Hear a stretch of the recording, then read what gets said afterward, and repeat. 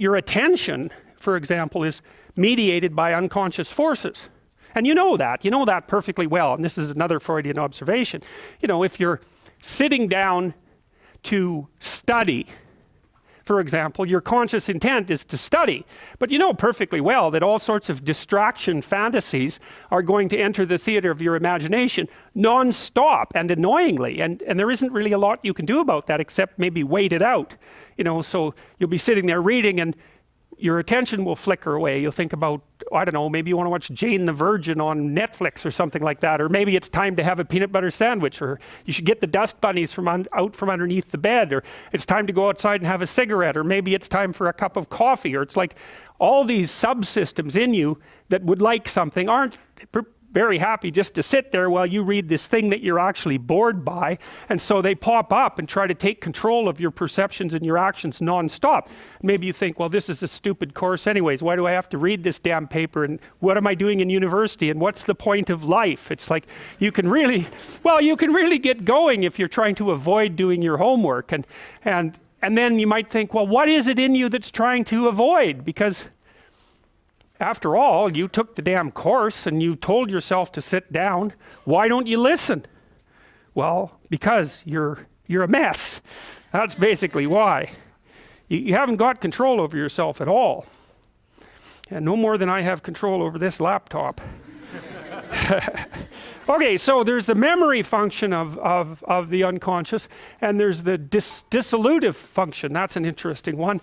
The unconscious contains habits, once voluntary, now automatized, and dissociated elements of the personality, which may lead a parasitic existence. That's an interesting one.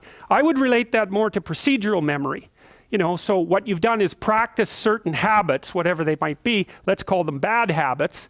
And you like those things to get under control, but you can't. So maybe when you're speaking, for example, you use like and you know, and you say a lot. And you've practiced that, so you're really good at it. And you'd like to stop it, but you don't get to, because you've built that little machine right into your being, right? It's neurologically wired, and it's not under conscious control. And anything you practice becomes that. It becomes part of you, and that's another element of the unconscious, a different part. And then there's a creative part, which is that, well, you know, you're sitting around and maybe you're trying to write something, or maybe you want to produce a piece of art or a piece of music, or maybe you're just laying in bed dreaming and you have all these weird ideas, and especially in dreams, it's like, where do those things come from?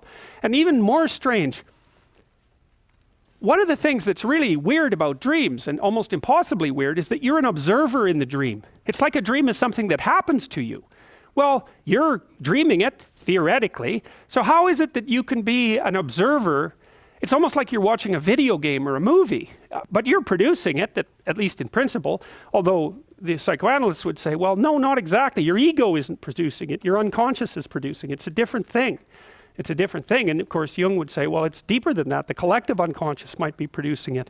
It's in some sense, it isn't you exactly, or it isn't the you that you think of when you think of you. And that's the ego from the Freudian perspective, the you that you identify with. That's the ego.